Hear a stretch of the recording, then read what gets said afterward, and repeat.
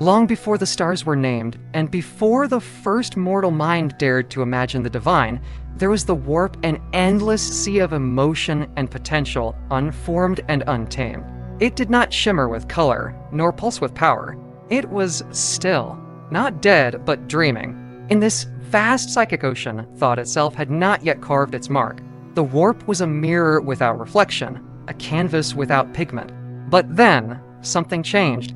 In the physical realm, the materium life began to stir. On primitive worlds across distant galaxies, sparks of consciousness flickered into being. Simple creatures began to feel fear, hunger, desire. And with each emotion, the warp trembled slightly, as if listening. These weren't yet prayers or offerings, just the first ripples of thought. But ripples became waves. Waves became storms. And within those storms, the first seeds of sentient will began to coalesce. Not in form, not in voice, but in presence.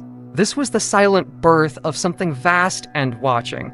Not a god, not yet, but a force drawn to movement, to change, to ambition. That force would become Tzeentch. The birth of Tzeentch was unlike that of any mortal creature or even any other chaos god. There was no cry, no violent awakening. Instead, there was curiosity. The warp, now echoing with the psychic noise of countless lives, found within itself a question: what could be? And from that question, awareness took shape.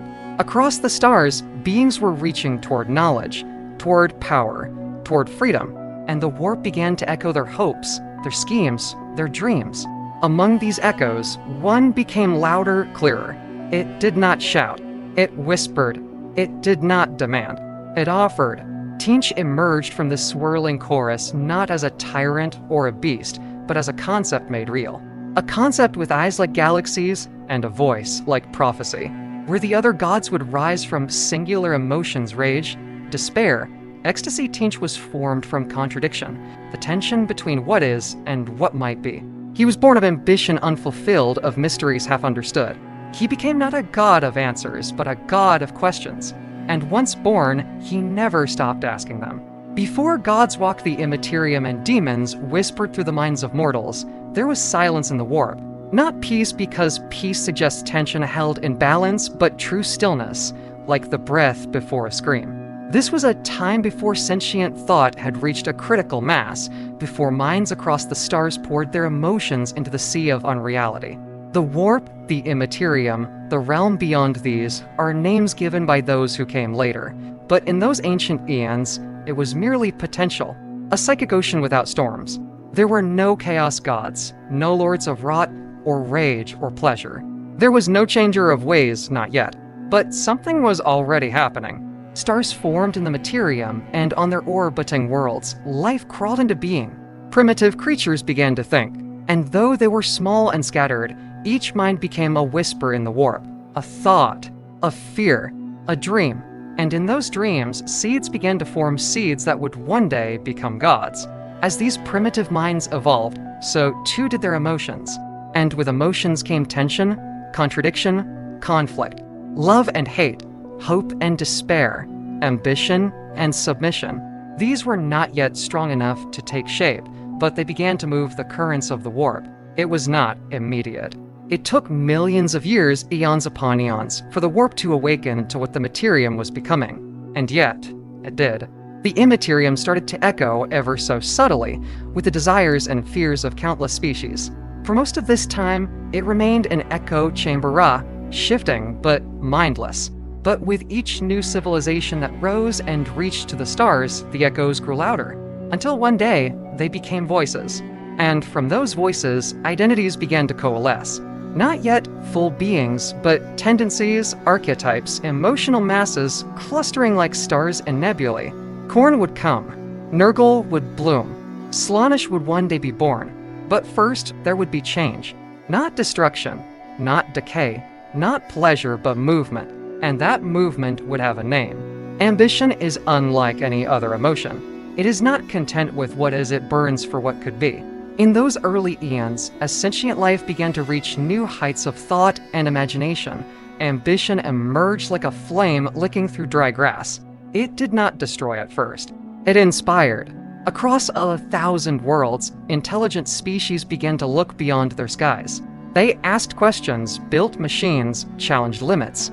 And with each act of curiosity, with every step into the unknown, the warp trembled, not in fear, but in anticipation. From the first spark of defiance against nature to the desperate wish to escape death, these thoughts were more than mere ideas, they were offerings. Offerings to something that did not yet have a name, but was already forming in the psychic depths. The warp responded, and in its responding, it began to take shape, and the shape it chose was never stable. It bent and swirled, taking the form of wings one moment, tendrils the next, always reflecting the minds that fed it.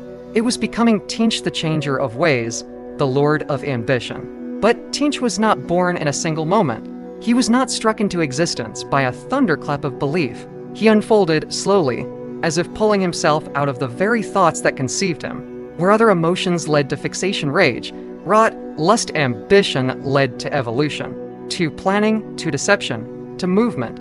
And so, unlike Khorne, who emerged from the scream of battle, or Nurgle, who gestated in despair, Tzeentch arose in silence, in blueprints, in riddles. He became the embodiment of planning 100 moves ahead, of seeing not just what is, but what could be. And as the sentient races of the galaxy developed language, culture, and psychic power, Tzeentch grew stronger with every choice they made, especially those choices made in secret. Every betrayal born of greater purpose, every student who surpassed the master, every heretic who questioned truth, all fed his becoming. He was not yet a god as mortals would come to know, but he was a current now, deep in the warp, and he was watching. No chaos god is ever born in a simple way. They are not forged like stars or built like machines. They are not born screaming into being like a child emerging from flesh. They are made from emotion layered over time, shaped by belief, bound by the psychic storms of countless souls.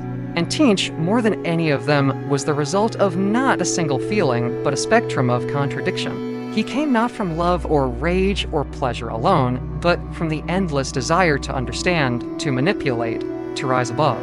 Across the galaxy, on 1,000 worlds, the rise of intelligence came with a price: confusion. The more they learned, the more they wanted to know. The more they reached, the more they feared falling.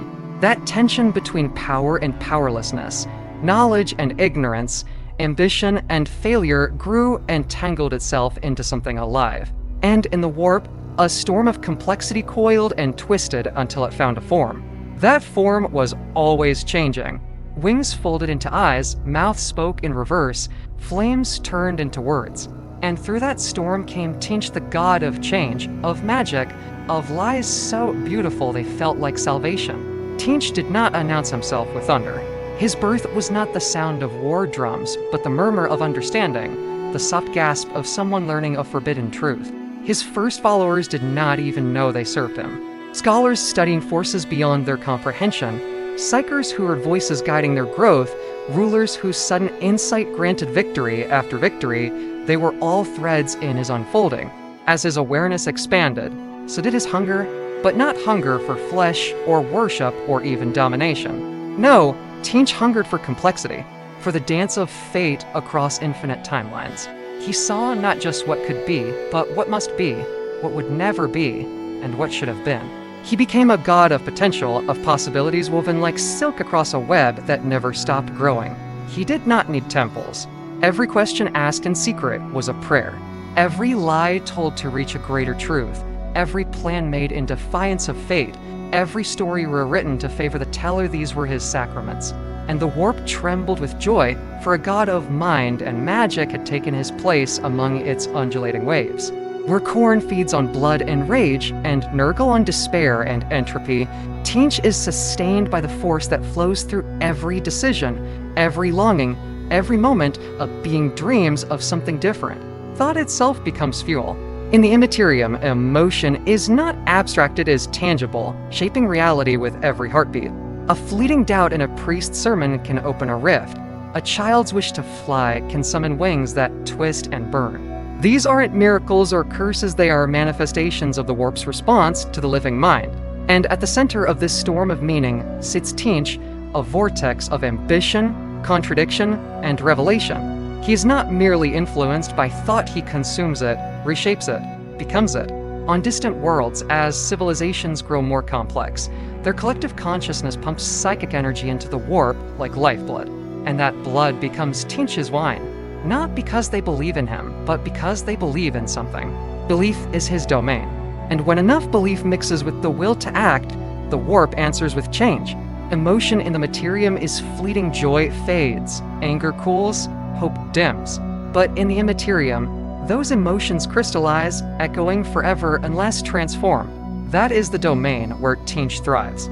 A brilliant thought from an Eldar philosopher, a desperate cry from a dying soldier, a tyrant's vision of perfect control, all send ripples through the immaterium, and Tzeentch shapes them into puzzles, riddles, spells.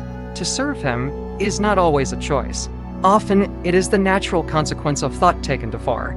The psyker, who seeks to master his own mind, becomes a beacon. The heretic who questions the god emperor hears a new voice answer. And even those who resist find their resistance mapped and measured. Tzeentch is patient. He does not need to rush. Every mind is a gate, and every emotion a key. And once opened, that gate rarely closes. In a galaxy where fear and desire drive empires, where secrets shape wars, and where knowledge is both weapon and curse, Tzeentch is always near. Not as a god demanding worship, but as the whisper asking, what if? As civilizations took their first steps into the stars, unknowingly pressing against the veil of the warp, Tzeentch was already whispering into their dreams. He had no need to reveal his name. His presence was felt in the patterns of advancement, the sudden spark of genius in a primitive culture, the prophet who spoke of paths not yet traveled, the inexplicable unity of thought that led entire species to evolve overnight. These were not coincidences. They were the first tests of his power. For Tzeentch, influence was never about domination. It was about motion. He pushed ideas into fragile minds, watched as they rippled through societies, and smiled when one action led to 10 unexpected results. Among the oldest races, those who would one day become legends or fall into ruined Tzeentch planted concepts that would later bloom into technologies, philosophies, or heresies. He needed no temple. Each new language created, each mathematical theory proposed, each dangerous question asked in a darkened chamber fed his essence. His earliest worshippers never spoke his name, but their thoughts were already his. For some species, Tzeentch's influence was subtle, a cultural shift toward hidden knowledge, a new form of government based on manipulated prophecy, or the sudden rise of a powerful psyker who saw the future in vivid detail. For others, it was more direct. Demons in dreams, strange sigils appearing in ruins no one remembered building, children born with eyes that could see into the future. As these races grew more intelligent, they also grew more susceptible. The warp was always there, reflecting their fears and hopes, but Tzeentch ensured that reflection bent in just the right way. He did not want slaves. He wanted actors, pieces on a board who believed they were free. And so his hand shaped early wars, ideological shifts, scientific awakenings, and sudden bursts of cultural brilliance. He watched as empires rose and fell, not with disinterest, but with delight. Each fall opened space for something new. Each revolution sowed seeds for another. He was not building a single future. He was building all of them simultaneously. When the other chaos gods finally emerged from the psychic tide's corn blazing in blood, Nurgle blooming in rot, Slaanesh coiling in ecstasy, Tzeentch was already present, already prepared. He had no desire to challenge them with brute force. Instead, he met their raw emotion with calculation, their singular focus with complexity. In the court of chaos, Tzeentch stood apart. While Khorne screamed for war and Nurgle offered grim comfort, Tzeentch proposed something far more dangerous, a future that could be better, or worse, but different. He became the wild card, the schemer, the one who made the others nervous, not because of power alone, but because of unpredictability. He could not be easily understood or countered. Sometimes he aided his fellow gods, passing secrets to Nurgle, lending insight to Slaanesh, even granting Khorne victories that seemed too easily won. But every act had purpose, layers, and shadows. Tzeentch was not a god of straightforward conflict. He was the god who asked what lay beyond conflict and how it could be twisted. The pantheon was never truly united, but Tzeentch ensured it would never be fully divided either. He played mediator, instigator, and betrayer all at once.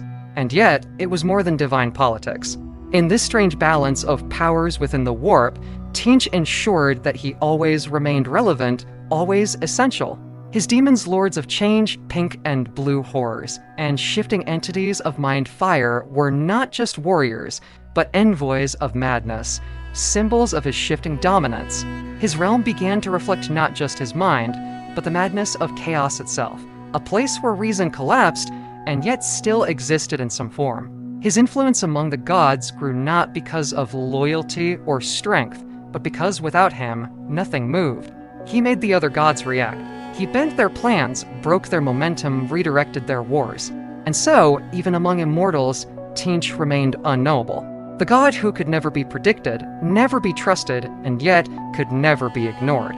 For in every chaos plot, whether known or hidden, there was always a piece that bore his claw print. Tzeentch does not think in years or centuries or even millennia. His mind is a prism of timelines, each branching into others, each bending under his will. As the warp stirred with rising emotion, and the chaos gods took their thrones, Tzeentch had already begun weaving his first true patterns. These were not mere plans, they were structures of fate that moved through time like serpents through water. Entire civilizations were shaped to follow roles in a drama they did not know existed. Some were made to fall, not because of weakness, but because their failure would echo across generations. Others were destined to rise not for their virtue, but because their success would sow seeds of greater ruin. This is the way of Tzeentch not to crush worlds, but to make them implode under the weight of their own aspirations. His first grand schemes were invisible to those who lived through them. A war that should never have happened. A peace treaty that led to genocide. A discovery that opened a path to damnation. These were his masterpieces. Even the demons who served him struggled to understand these vast constructs.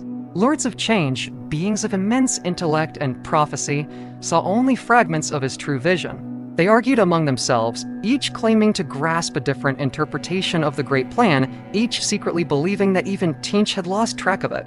But that is the paradox. Perhaps the plan is not meant to be completed. Perhaps Tzeentch himself is a god in motion, forever shifting, never resting in a final shape or outcome. His power lies in that uncertainty. For mortals, to touch one of his threads is to be pulled into a tapestry that stretches before and behind them, altering memory and destiny at once. In these first eons, as the warp stabilized and chaos anchored itself into existence, Tzeentch was already a god beyond time. He had no past, no future, only patterns.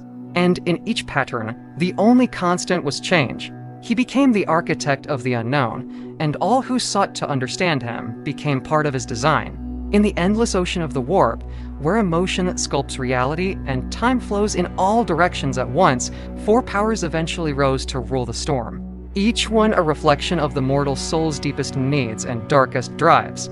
Khorne, born from the bloodlust of unending war. Nurgle, shaped by fear and the acceptance of despair.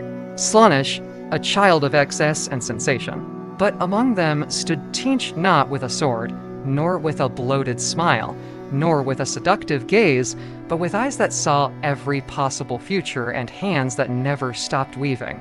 He was the first to understand that survival was not about strength or stagnation or pleasure, but about change.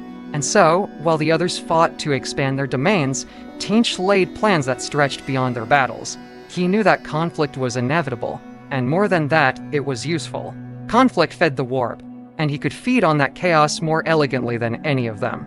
For every scream of rage, every prayer of desperation, every longing for purpose became a thread in his design. Tzeentch did not challenge the others through war. He undermined them with insight, outmaneuvered them with paradox. He made himself indispensable to the very nature of chaos.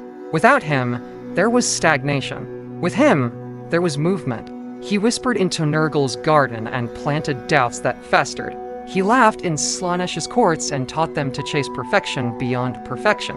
And even in Khorne's halls of wrath, he sowed hesitation, a general who second-guessed a strike, a warrior who questioned a command. Tzeentch knew that a single moment of doubt could unravel centuries of conquest. He didn't need armies. His weapons were questions. His victories came through manipulation, not annihilation. As the other gods built their realms with fire and rot and flesh, Tzeentch built his through thought. and though they mocked his riddles and feared his games, they never stopped reacting to him. That is his truest triumph, not in direct power, but in influence. In every war, the Chaos Gods fight, in every demon they spawn, in every soul they corrupt somewhere, hidden behind it all, a feathered hand has moved a piece. And the game continues. There is no true peace in the warp, only shifting tides of power, where gods rise and fall in an endless storm of emotion. When the 4 great Chaos Gods emerged into full awareness, the warp itself changed. It became not only a reflection of emotion, but a battleground of will. Khorne, the god of war and blood, roared to claim dominance through combat and fury. Nurgle, the lord of rot, wrapped himself in contentment and disease. Slaanesh, newly born from the explosion of sensation and decadence, seduced with pleasure and excess. But among them moved Tzeentch not with brute force or temptation, but with complexity. He did not seek to defeat his siblings through strength. Instead, he observed, calculated, adapted. He watched the strategies of war, the patterns of decay, and the spirals of indulgence, and from all of them, he learned. In the Great Game, the endless conflict between the Chaos Gods, Tzeentch played not to win outright, but to ensure that no one ever truly won at all. For as long as the game continued, he remained the essential thread holding chaos in motion. Tzeentch knew that direct confrontation against his fellow gods was both dangerous and inefficient. Khorne would respond with unstoppable rage, Nurgle with patience and resilience, Slaanesh with overwhelming seduction. So instead, Tzeentch chose the middle path, the path of misdirection and manipulation. He played each god against the others, whispering lies that would erupt into truths. He suggested alliances that were never meant to last, stirred rivalries where none had existed, and planted seeds of distrust in even the most ancient pacts. Where Khorne might rage for 1,000 years over a slight, Tzeentch would spend 1,000 more orchestrating that slight to achieve 5 other objectives. His mind stretched across timelines, seeing not only what could be, but how each outcome might influence the next 10. In this way, Tzeentch positioned himself as the true center of chaos, not in power, but in necessity. None could ignore him, because none could avoid the consequences of his games. And so, while others fought, Tzeentch planned. And through planning, he ruled. Among the Chaos Gods, none despises Tzeentch more than Khorne. To the Blood God, who values directness, honor, and battle, and the raw simplicity of combat, Tzeentch is an abomination. A liar, a trickster, a coward who hides behind illusions and riddles. Khorne sees manipulation as weakness, deceit as dishonor. But Tzeentch does not see it that way. He views Khorne's rage not as a threat, but as a resource, a predictable force to be guided and redirected. Where Khorne charges forward, Tzeentch dances behind, always a step ahead. In many conflicts throughout the ages, Tzeentch has nudged warriors toward battle, knowing Khorne would be drawn to the scent of blood. And when Khorne's warriors are blinded by fury, Tzeentch's servants move quietly, achieving their goals beneath the thunder of war. It is said that some of the bloodiest battles in history were instigated not by the will of Khorne, but by the whisper of Tzeentch, who ensured that hatred boiled at just the right time. In this, Tzeentch does not oppose Khorne directly, but he often wins nonetheless. Though their natures are in conflict, Tzeentch sometimes benefits from Khorne's outbursts. Chaos as a whole is fed by strife, and nothing fuels the warp more than war. Tzeentch uses this to his advantage, often crafting plans that appear to serve Khorne's goals, while secretly advancing his own. But Khorne is not entirely blind to these manipulations. His hatred for sorcery, for trickery, for the very idea of magic, is born from a deeper awareness. He knows that Tzeentch is dangerous not because of strength, but because of reach. Where Khorne rules the battlefield, Tzeentch controls the world that leads to it, the politics, the ideologies, the decisions made in council rooms and whispered in dreams. And so, their enmity burns eternal. Khorne would unmake the very concept of sorcery if he could, tear down the libraries of forbidden knowledge with his own hands. But Tzeentch knows that so long as Khorne rages, the storm of chaos will churn. And while the storm rages, Tzeentch's threads will always find purchase. Where Khorne rages against the storm of battle, Nurgle simply waits, patient, rotund, and ever smiling. The plague god embodies entropy, acceptance, and the quiet surrender of all things to decay. In contrast, Tzeentch is never still, never satisfied. He's the restless mind, always seeking to change, to improve, to escape the chains of what is. And so, these two gods exist in eternal contradiction, one offering hope for transformation, the other comfort in inevitable collapse. Nurgle's followers find peace in stagnation, knowing that death, decay, and disease are simply part of life's cycle. But Tzeentch scoffs at such notions. To him, surrender is defeat, rot is weakness, and stillness is death. Where Nurgle says accept, Tzeentch shouts overcome, and in this contradiction, their domains overlap dangerously, because both gods promise relief, one through change, the other through release. To a suffering soul, both can seem like salvation, but the path they offer leads in opposite directions. One spirals upward into madness, the other downward into oblivion. Tzeentch often sabotages Nurgle's long-laid plagues with sudden surges of psychic mutation, disrupting the balance of despair with unexpected bursts of possibility. He whispers into the ears of those who feel broken, telling them they can still rise, still fight, still change their fate. To Nurgle, this is an offense, a violation of the peace he offers. And yet, the two are not always enemies. Tzeentch sometimes allows rot to spread, knowing that from ruin comes transformation. Likewise, Nurgle tolerates the sparks of rebellion, understanding that hope often leads to greater despair when it fails. In this strange dance, they feed each other. The difference is that Tzeentch always moves forward, while Nurgle remains still. In mortal terms, their followers clash violently, sorcerers of flux against plague-bearers of disease. But in the warp, their realms border and bleed into each other, forming patches of brilliance flickering within mold, and spores blooming into eyes that see too much. It is a quiet war, but no less dangerous. For it is fought not in screams, but in the silence between belief and surrender. Slaanesh, the youngest of the Chaos Gods, embodies sensation taken to its extreme pleasure, excess, obsession. Where Tzeentch offers revelation through transformation, Slaanesh offers ecstasy through indulgence. And yet, their realms often intersect in dangerous and seductive ways. Both appeal to the mind's hunger, Tzeentch for understanding, Slaanesh for fulfillment. A psyker seeking the truth of the universe may fall into Tzeentch's grasp, but if they begin to crave the feeling of power itself, Slaanesh may catch them instead. The line between revelation and indulgence is thin, and both gods know how to play on it. They compete not with armies, but with dreams and desires, each trying to pull souls into their respective webs. Tzeentch whispers that knowledge will set one free. Slaanesh purrs that pleasure is freedom itself. For mortals caught in between, there is often no clear choice, only a fall into endless craving, whether for more secrets or more sensation. Yet, in their rivalry, there is also a strange kind of collaboration. Tzeentch may allow Slaanesh to corrupt a mind obsessed with a singular pleasure, knowing that it will eventually collapse and be reborn in madness ripe for his own plans. Slaanesh, in turn, feeds on those who pursue forbidden lore, whose minds crack under the pressure of revelation. The two gods circle each other like dancers, each stealing the other's music, twisting it into new rhythms. In demonic terms, their servants often share space sorcerers and temptresses working together to lure and destroy, weaving beauty and horror into one spell. Their realms in the warp sometimes touch, forming kaleidoscopic regions of unbearable colors and impossible desires. But even in this entanglement, Tzeentch remains the more elusive. While Slaanesh draws mortals in with a clear and potent hook, Tzeentch offers a mirror maze of questions. And once someone starts asking those questions, they may never escape, forever chasing truth, forever shifting, forever his. The Chaos Gods are not united. They are not even allies. They are forces in conflict, orbiting the same terrible center, while constantly pulling against one another.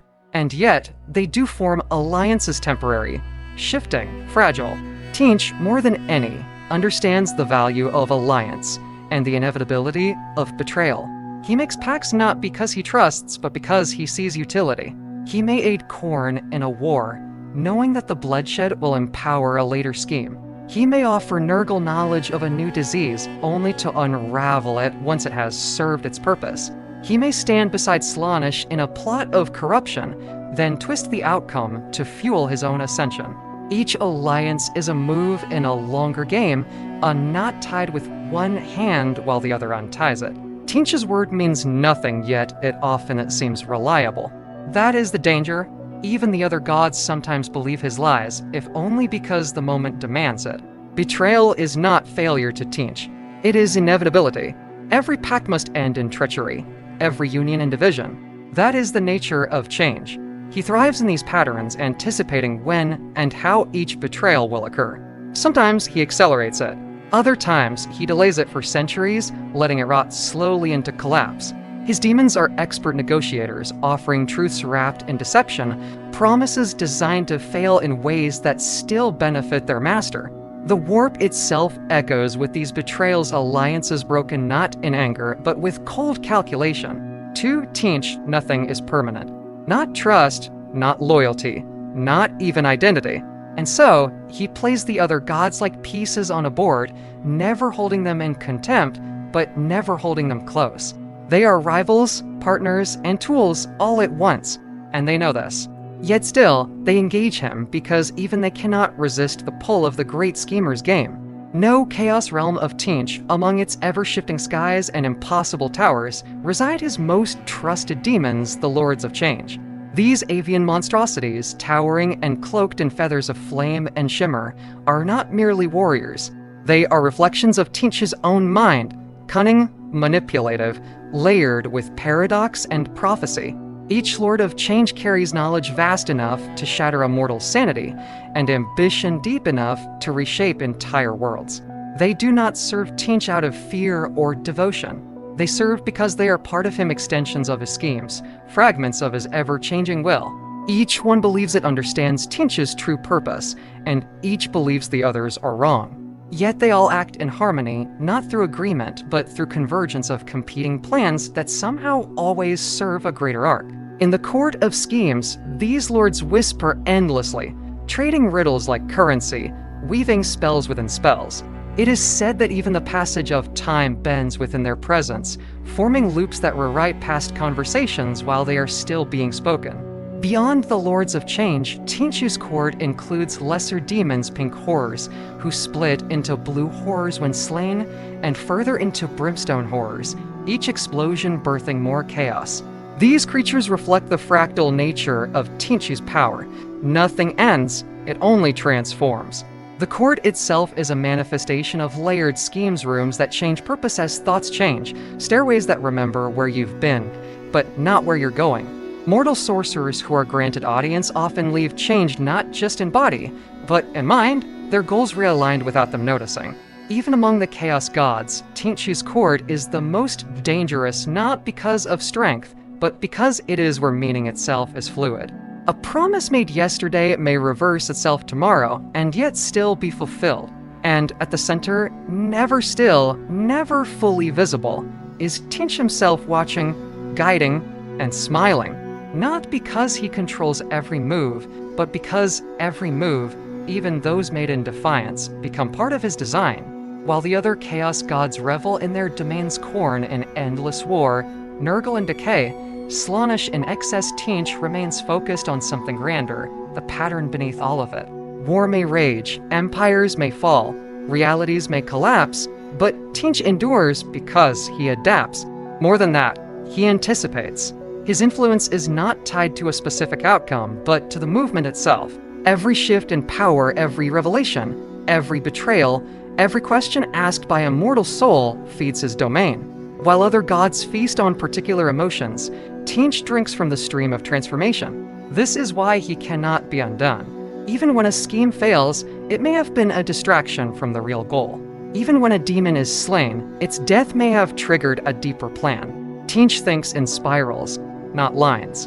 In that structure, he does not require victory, only motion. And so, his power grows even in his defeats because every reaction, every shift, extends the weave further. This pattern is eternal because it is not fixed. It absorbs contradiction, thrives on chaos, and reshapes itself constantly. While mortal empires crumble under the weight of inflexibility, and even demonic rivals are bound to their singular identities, Tzeentch flows through the cracks of destiny like liquid thought. He is the architect not of buildings, but of paths. Not of kingdoms, but of options. And so long as beings continue to ask, what if, to seek more than what is given, Tzeentch will endure, not as a god of worship, but as a force of becoming.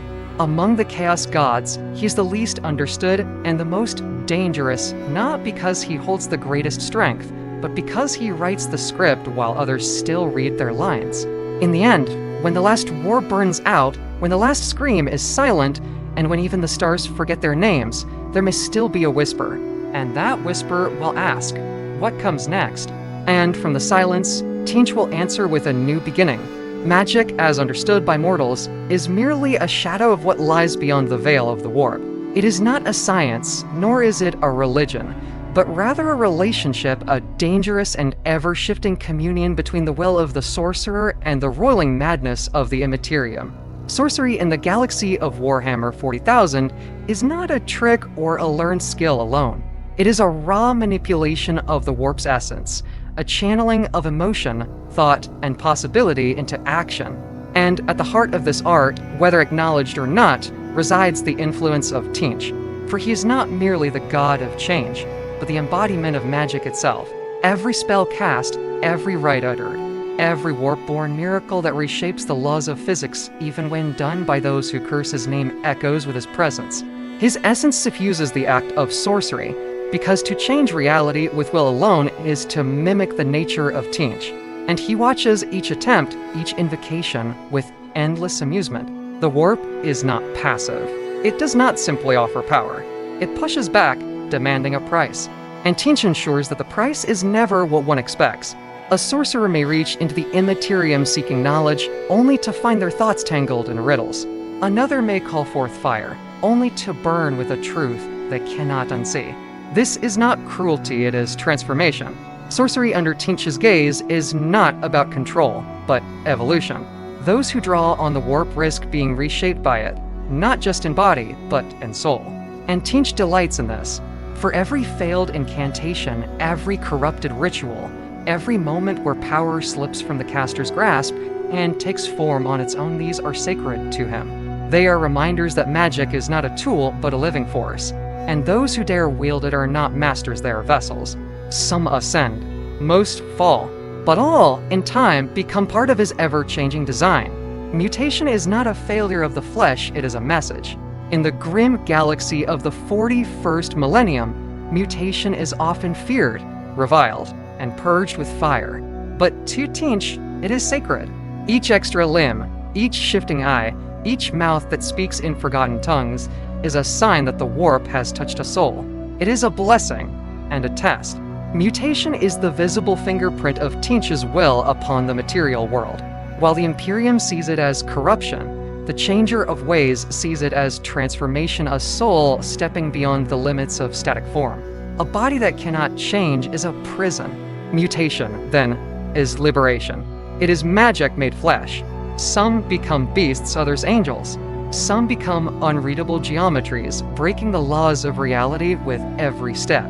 This is not chaos without purpose, it is purpose without predictability. Every change has meaning, even if only Tzeentch can read it. The mutating touch of Tzeentch is not only a punishment or reward, it is a mirror. It reveals the inner soul by transforming the outer shell. A coward may grow armor like skin. A liar may find his face split by mouths he cannot silence. A visionary may sprout wings of flame. Each mutation tells a story, and each story becomes part of the larger tapestry of the God who sees all outcomes. Some followers crave these changes, seeking to shed their mortal constraints and become pure expressions of magic. Others fear them, resisting even as their skin bubbles and minds twist. But resistance is itself a form of transformation. The more one fights the gift, the more violent its arrival. Tzeentch does not ask for obedience, he demands adaptation.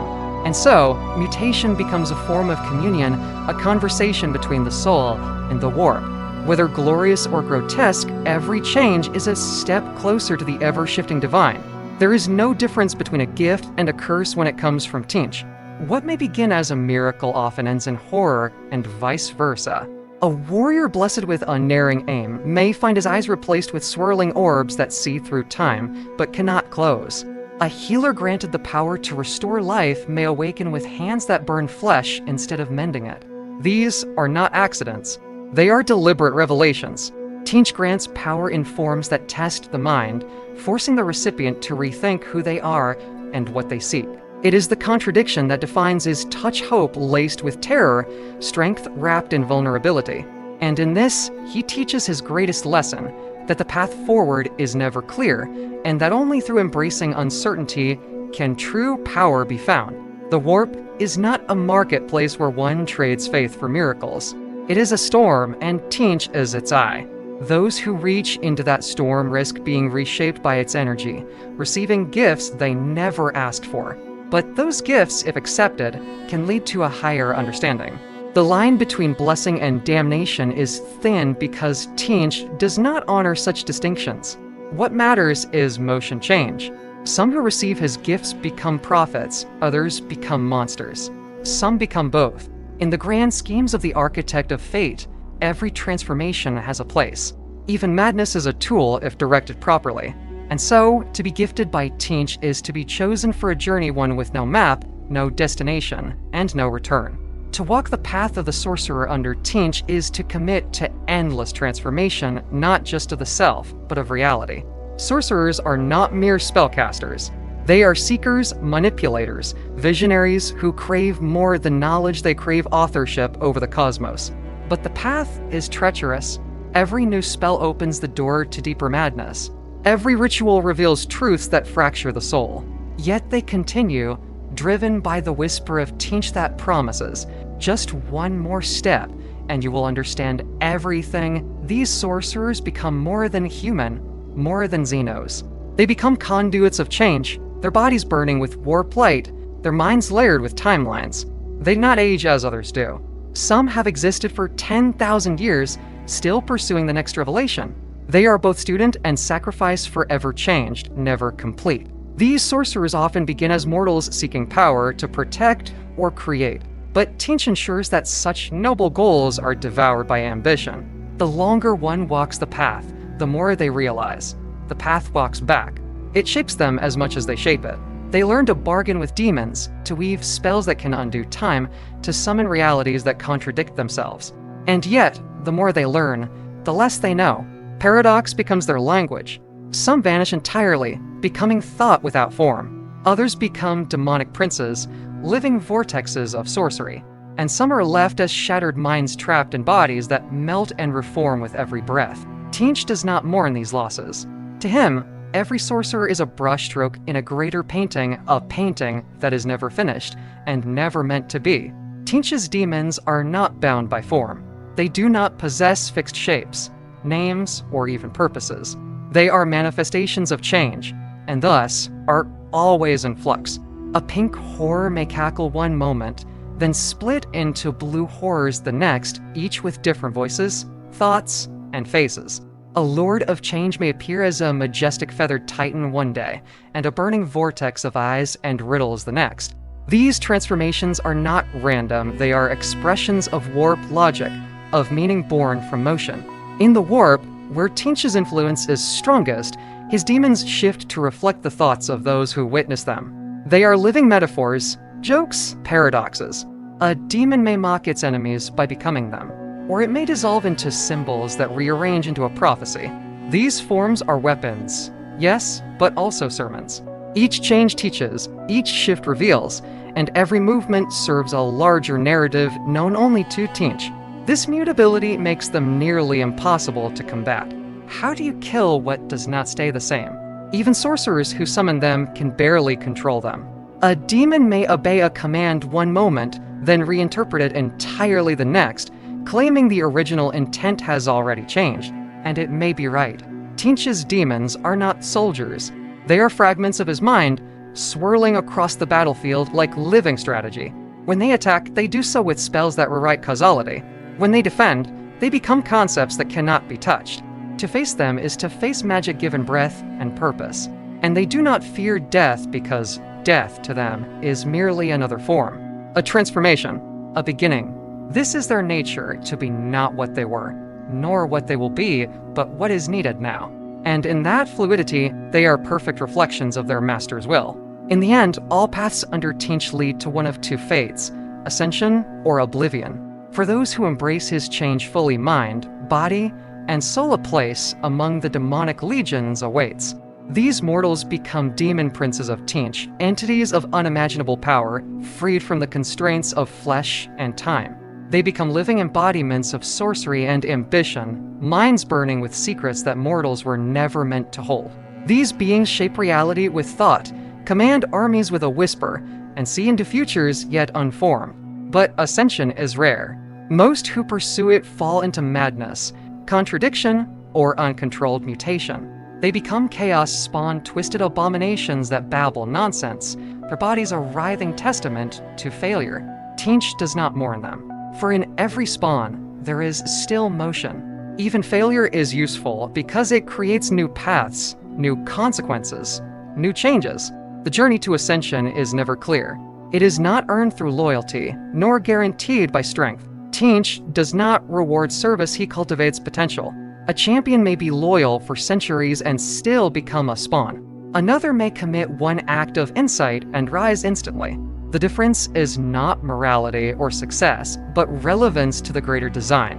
Tzeentch's pattern is infinite, and only he sees its full shape. To ascend is to step into that pattern willingly, becoming a thread in its weave. To fall is to resist it, or to be made into a new color for the tapestry. Either way, change occurs. And for Tzeentch, that is all that matters. In the end, to follow him is to risk everything, not for a throne, but for the chance to become more than a self, to dissolve and reassemble into something beyond comprehension. And perhaps to hear him whisper, just once, "You were always meant for this," long before they were branded heretics and exiled into the warp. The Thousand Sons were visionaries. Warriors of the Imperium, yes, but more than that, they were seekers of understanding. Among the thousands of space marine legions created by the Emperor of Mankind during the Great Crusade, none embodied the pursuit of knowledge like the Thousand Sons. While others fought with chainswords and bolters, they wielded incantations and insight. They studied the warp not as a threat, but as a source of power, a tool to be mastered. And at their head stood Magnus the Red, the Crimson King, a being of staggering psychic might and tragic ambition. He did not simply follow the Emperor, he worshipped him, believed in the dream of a galaxy united by enlightenment. But dreams, as Tzeentch well knows, often die by the hands of those who hold them dearest. The story of the Thousand Sons is not merely one of betrayal. It is the tale of a legion cursed by its own brilliance, led down a path paved with good intentions and illusions far more dangerous than any enemy they faced in battle. Even before the heresy, whispers of mutation haunted the Thousand Sons. Their gifts were immense, every Astartes a psyker, their minds attuned to the immaterial.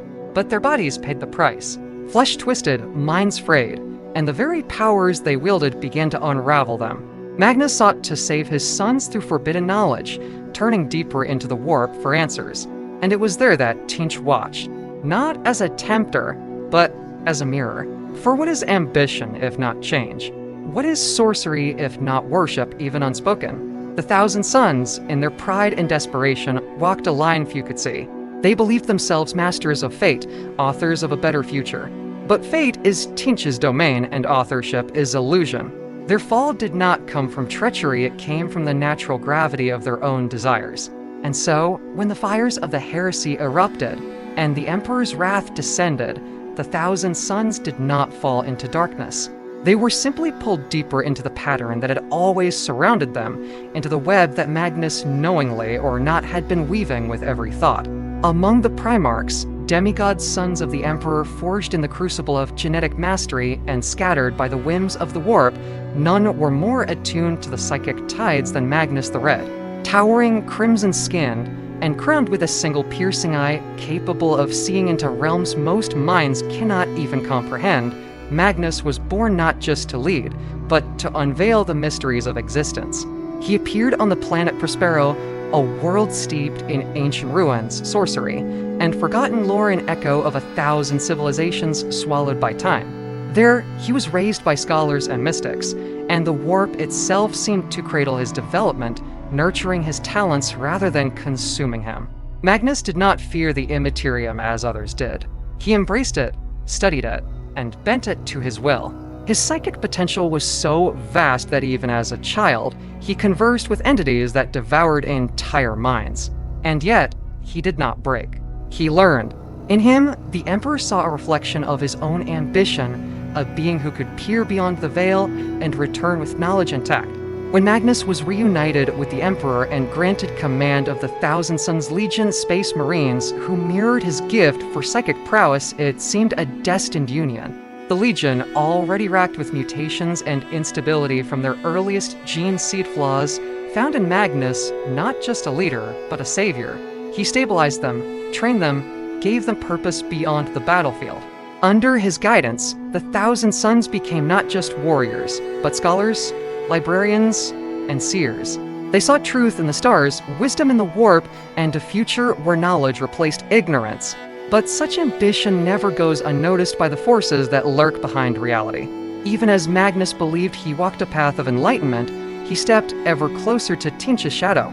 The Changer of Ways watched the Primarch with deep interest, not to corrupt him, but to let him reach conclusions that would inevitably lead to the warp. For Magnus was not deceived. He was allowed to see, and he chose to act. That choice, more than anything, is what bound him forever to the will of Tzeentch. The Thousand Sons were unlike any other Space Marine Legion. While their brothers across the galaxy marched to war fueled by loyalty, honor, or conquest, the Sons of Magnus marched in search of knowledge. They viewed every campaign not merely as a battle to be won, but as an opportunity to uncover truths hidden beneath rubble, to decipher glyphs etched by ancient civilizations, and to question the very foundation of reality itself. They recorded every conflict in tomes not for glory, but for insight. They debated philosophy in the heart of war zones, and their libraries grew with every conquest. Their war gear was inscribed with symbols of meaning, their armor reinforced not only with ceramite, but with wards of psychic protection. They were scholars with bolters, sorcerers, and power armor, and each one carried the belief that understanding could free the galaxy from the cycle of ignorance and violence. But in that pursuit, they strayed dangerously close to heresy, for the Imperium, despite its technological magnificence, was a realm of rigid dogma, and the warp, no matter how useful, was a forbidden place. The Thousand Sons believed they could control the warp through discipline, that knowledge could master madness. They saw sorcery not as corruption, but as a science yet to be properly charted. Their librarians cataloged warp phenomena with the same rigor others applied to ballistics. They developed techniques for shielding their minds, for directing psychic energy through structured thought, for communicating across vast distances without relying on crude astrotelepathy. In these advances, they became dangerously effective, and yet they were blind to the deeper nature of the warp, not its mechanics, but its will. The warp is not a tool. It is a living thing, and every time the Thousand Sons touched it, it touched them back. Their mutations, their psychic afflictions, their increasingly erratic behavior were not anomalies, they were consequences. Tzeentch, who watches all acts of mental expansion with joy, ensured that each discovery led them closer to his embrace. And still they persisted, believing that truth could save them. But the truth, in the warp, is a lie with feathers and eyes.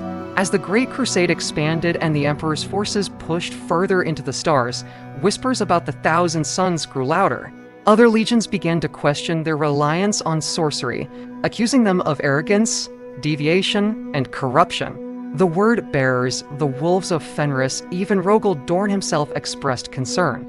And so, the Emperor convened the Council of Nicaea, a grand trial held on a distant world, where Primarchs, librarians, and scholars gathered to debate the place of psychic power within the Imperium. Magnus stood in defense of knowledge, of careful study, of enlightened use of power. But his words, no matter how eloquent, fell on ears already closed. The council was not held to discover truth, but to enforce order. And the verdict was clear.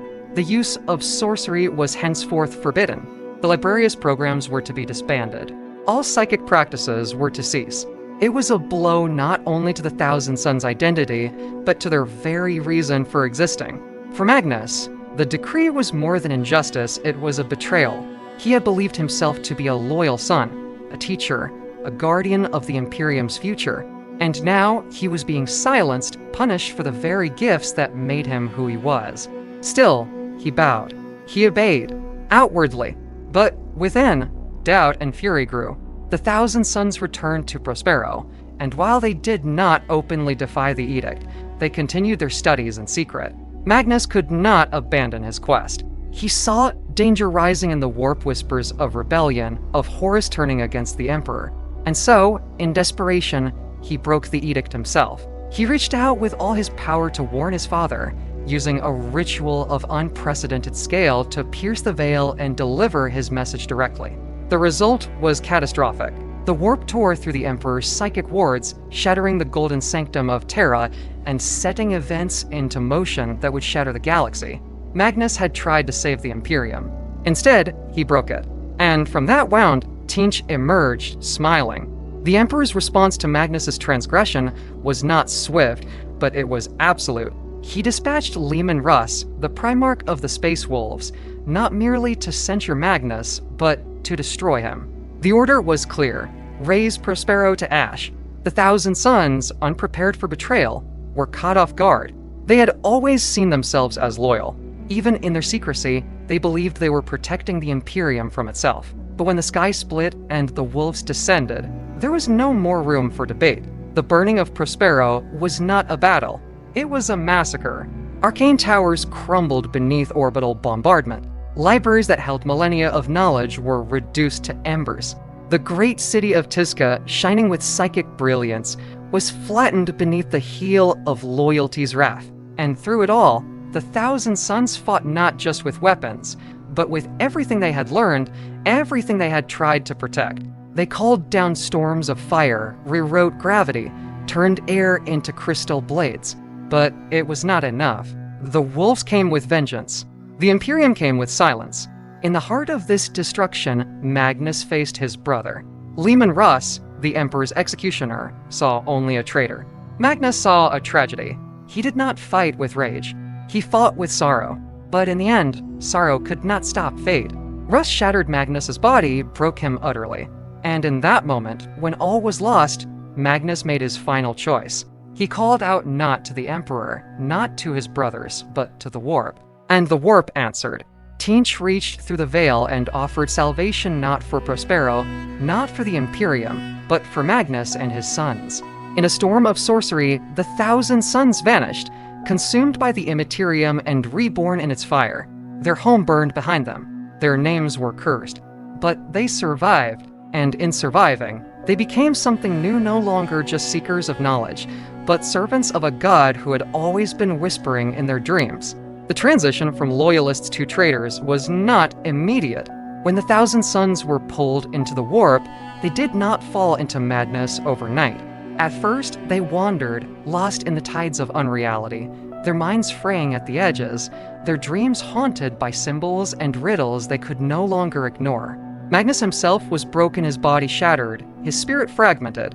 But in the deepest voids of the Immaterium, where time and matter dissolve into intention, Tzeentch appeared. Not as a monster, not as a tyrant, but as a presence. He did not demand. He offered. To Magnus, he showed visions of what could still be saved. To his sons, he gave structure and chaos. A new home in the planet of the sorcerers. A new purpose. Tzeentch did not need to tempt them. Their pain had already done the work. All he had to do was guide them through the doors they had already opened. The pact was never spoken aloud, but it was sealed in every mutation, every incantation, every spell cast in the name of revenge or survival.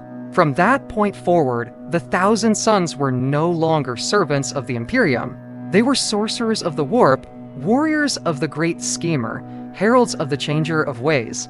Their colors shifted, their forms evolved, and their goals became entangled with the will of a god whose designs stretched across centuries. Magnus himself was elevated, transformed into a demon prince of Tzeentch, a being of immense power and pain. He no longer wept for Prospero, he dreamed of reshaping the galaxy. His sons followed suit, casting aside the last illusions of loyalty and embracing the flux. Yet even now, some among them still whisper of regret. Some still wonder if things could have been different. And that doubt, too, serves Tzeentch. For in questioning their fate, They reaffirm their place in his design. The pact was never about domination, it was about alignment. And once aligned, there is no return. Among the many tragedies to unfold within the Thousand Suns-long decline, none is more emblematic of their cursed brilliance than the rubric of Ahriman. Ahriman, once chief librarian and most gifted of Magnus's sons, watched in horror as the Legion succumbed to uncontrolled mutation. Some of his brothers became beasts, their minds reduced to gibbering madness. Others lost form entirely. The blessings of Tzeentch had become poison, and Ahriman could not stand by. He resolved to act not through rebellion, but through understanding. He sought a spell, a ritual so powerful that it would halt the mutations, purify the Legion, and preserve their minds and forms. With the aid of other sorcerers, he performed the rubric, a grand invocation of impossible complexity. And it worked. In part, the mutations stopped. The minds of the Thousand Suns were preserved, but their bodies, unprepared for the strain, turned to dust. Only the most powerful psychers retained their flesh. The rest became ash sealed in armor, their souls trapped, their wills bound eternally in silence. Magnus, upon learning of the rubric, was furious. Not because Ahriman had failed, but because he had succeeded in a way that Magnus never intended. The rubric had saved the Legion, but at the cost of its soul. Now, most of the Thousand Suns were living automatons, silent warriors who could no longer speak, dream, or question. Only the sorcerers remained whole, and even they bore the weight of guilt. Ahriman was exiled for his defiance, cast out into the galaxy with nothing but his knowledge and his regrets. Yet he did not stop. He continues to seek redemption, or perhaps perfection. The rubric, like all things touched by Tzeentch, was both salvation and curse. And the Legion, once devoted to thought and identity, became a monument to paradox. Preserved yet lost, saved yet hollow. In their stillness, they echo the fate of all who seek to master change. They become its victims. Today, the Thousand Suns are scattered across the galaxy, their planet of the sorcerers a bastion of impossible geometry and psychic fire. They strike from the shadows, not as conquerors, but as seekers ever probing, ever researching, ever pushing the limits of the known. They raid imperial worlds not merely for resources, but for knowledge. Ancient texts, forbidden artifacts, psychers ripe for harvest. Their warbands are led by sorcerers who remember Prospero, who still see themselves not as villains, but as the last torchbearers of understanding in a galaxy drowned in ignorance. They do not kill for pleasure. They kill for insight. Every battle is a test, every experiment a ritual. And in the warp, their god watches, shaping their victories and failures alike into patterns too vast to comprehend. The Imperium calls them traitors. The Inquisition calls them heretics. But they call themselves survivors, students of the eternal flame that once lit a golden dream and now burns in the eye of Tzeentch. Their legacy is one of contradiction. They sought truth and were consumed by lies. They desired order and embraced chaos.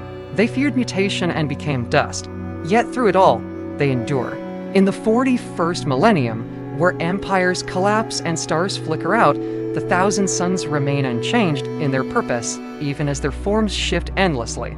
They are reminders that knowledge is never safe, that power always costs, and that the warp never forgets. They are warriors of silence, prophets of ruin, dreamers of impossible futures. And though their voices may be lost, their presence echoes wherever minds dare to question, to reach, to change. For in every moment of curiosity, in every forbidden thought, Tzeentch smiles. And the dust of the Thousand Suns drifts on the solar winds, searching not for peace, but for the next great revelation, no matter what it destroys. There is a realm that lies behind all things, a shadow of existence, a sea beneath the skin of reality, a place where thought becomes shape and emotion becomes power. It is not another dimension in the way mortals understand dimensions. It is older than time, deeper than space, and more intimate than breath. This place is known by many names. The Sea of Souls, the Immaterium, the Realm of Chaos. But most call it the Warp. To the untrained mind, it is madness incarnate. To the psycher, it is both cradle and tomb. And to the gods, it is home. The Warp is not bound by gravity or logic. It surges and folds in on itself, constantly reshaped by the tides of mortal emotion. Every scream, every prayer, Every whisper of love or hate sent out into the void adds to its storm. And in that storm, gods rise. Demons are born. Empires fall. The warp is not merely the source of psychic power, it is the stage upon which the true drama of existence unfolds, unseen yet ever present. The warp is not evil, nor is it good. It simply is. It reflects, magnifies, and devours. It is shaped by belief and in turn reshapes believers. To look into the warp is to see yourself multiplied into horrors and wonders. And yet, humanity depends on it. Ships cross the stars through it. Astropaths communicate across light years by touching its currents. Psychers draw from it to heal, to kill, to alter reality itself. But every use carries risk, for the warp does not forget. It leaves a mark. And behind every seemingly small miracle, something ancient and watching stirs. The Chaos Gods Khorne, Nurgle, Slaanesh, and Tzeentch are not invaders of this place. They are its children, its lords, its architects. To understand the warp is to step beyond the veil of flesh and into a realm of pure will, where nightmares have weight and desire burns brighter than stars. And once you step in, you are never truly the same, because the warp remembers, and sometimes it reaches back. The warp is not a place in any conventional sense. It cannot be mapped, measured, or truly defined. It exists alongside reality, but operates under no laws that science or reason can penetrate. It is a realm of pure psychic energy, raw and untamed, where thought creates substance and emotion shapes environment. Time does not flow here, it coils, loops, stutters, and sometimes ceases altogether. Distance is irrelevant. A whisper may travel 1,000 light years in an instant, while a scream might echo for eternity, unheard. To step into the warp is to dissolve the self into a storm of sentient sensation. It is not a dream world, nor a hallucination. It is real, horribly, deeply real. And yet, its reality is one that shifts with every passing moment, every passing thought. It is the undercurrent of existence, the echo of every mind in the galaxy vibrating in one seething, impossible ocean. And that ocean hungers. The warp is not dead space, it is alive, aware in ways no mortal mind can fully grasp. To call it sentient is to diminish it. It is not a mind. It is all minds layered, twisted, screaming, laughing, and becoming. At its most neutral, the warp is chaos in the truest sense, not disorder, but possibility. Where the material universe obeys gravity and decay, the warp obeys will and belief. It reflects what is projected into it, but not as a mirror, more like a canvas that paints back. When hope floods the minds of billions, the warp glows warm and still. When hatred surges, it storms. But the warp does not merely react, it feeds, absorbs, and gives birth. From these tides of feeling emerged the Chaos Gods, born of persistent emotion made immortal. Khorne from rage, Nurgle from despair, Slaanesh from excess, and Tzeentch from the desire to change, to know, to master. They were not created in laboratories or born of matter. They are inevitabilities, shaped by mortal souls, yet now existing beyond them. The warp houses their realms, their servants, their endless battles. And yet, it also remains the path through which ships cross galaxies and psychers channel their strength. The Imperium calls it a necessary evil. Sorcerers call it home. But no matter what it is called, the warp waits for all, and it never forgets those who enter. The warp is shaped not by matter or energy, but by emotion pure, unfiltered, and primal. It is often described as a sea of souls, not because souls float there like ships, but because every sentient being's thoughts and feelings ripple through it constantly. Anger, fear, joy, despair, desire, all of it bleeds into the warp, coloring its tides, feeding its currents, and shaping its storms. A world at peace sends only gentle ripples. A planet torn by war and genocide can birth tempests of hatred that roar across light years. This is not metaphor, it is physics in the warp. Emotion has mass, thought has force, and belief has gravity. When billions cry out in terror, demons take form. When generations pray for salvation, gods grow stronger. The warp does not judge or choose. It reflects, amplifies, and births. In this way, every being in the galaxy, human or Xenos, faithful or heretic, is a contributor to the realm beyond. The warp is not a consequence. It is the echo of everything that lives, transformed into something monstrous and divine. Because emotion defines the warp, it is ever-changing. No map can last more than a moment. No path remains open for long. It shifts with the fears of dying civilizations, with the lusts of decadent empires, with the pain of forgotten peoples. Some inquisitors have theorized that great tragedies in the Materium are not always the cause of warp storms, but sometimes the result of them. As if the warp, swollen with rage or sorrow, lashes out into reality to equalize its pressure. This is why the warp is so dangerous. It is not passive. It reacts, it influences, and it remembers. Planets scarred by psychic trauma often remain haunted for centuries, not by ghosts, but by resonant echoes that bleed through the veil. Sorcerers trained by Tzeentch know this well. They ride these currents, manipulate them, even store emotions like weapons. The Sea of Souls is not just a metaphor, it is the bloodstream of consciousness itself, and like any sea, it drowns those who do not respect its depths. To be a psyker is to be open to the warp, to have a mind that reaches beyond the walls of reality and into the ocean of thought and chaos. It is both a gift and a curse.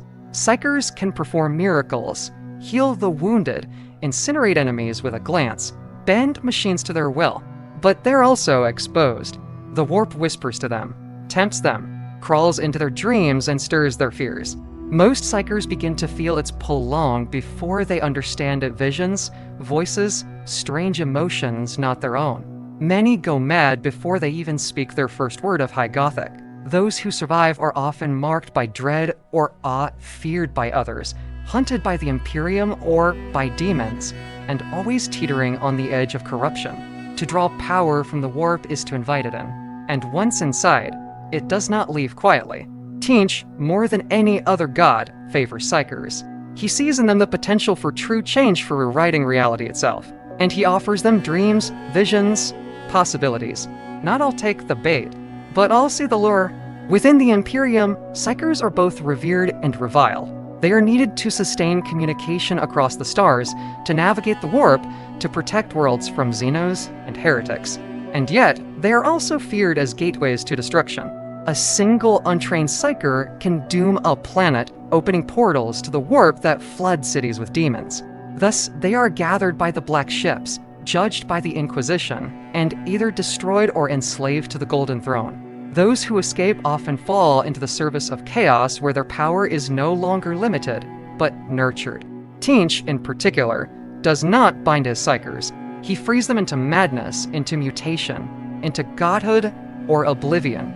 For every psyker is a risk, but in that risk, there is motion, change, evolution, and that is what Tzeentch see RAVs.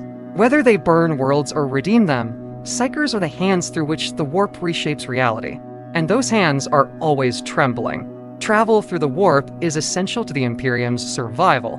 Without it, humanity would be stranded across millions of systems, unable to communicate, unable to reinforce, unable to rule. But navigating the warp is not like piloting through space. There are no stars, no coordinates, no constants. It is a realm of illusions, of false paths, of predators waiting behind thoughts. To cross it safely, the Imperium relies on navigators, mutants born with a rare genetic eye capable of seeing the Astronomicon, the psychic beacon powered by the Emperor himself. This beacon shines like a lighthouse through the warp, allowing ships to chart courses through the madness. But even with this light, the journey is treacherous. Storms erupt without warning. Time bends. Ships vanish. And some return centuries later, twisted and filled with passengers who no longer speak in human tongues. The warp cannot be trusted. It can only be endured. Chaos warbands, however, are not bound by the Astronomicon. They use sorcery, pacts, and demonic guides to traverse the Immaterium. The Thousand Suns, in particular, navigate the warp like scholars exploring ancient ruins. Their ships are filled with ritual chambers, charts drawn in shifting ink, and crews who chant invocations to stay sane.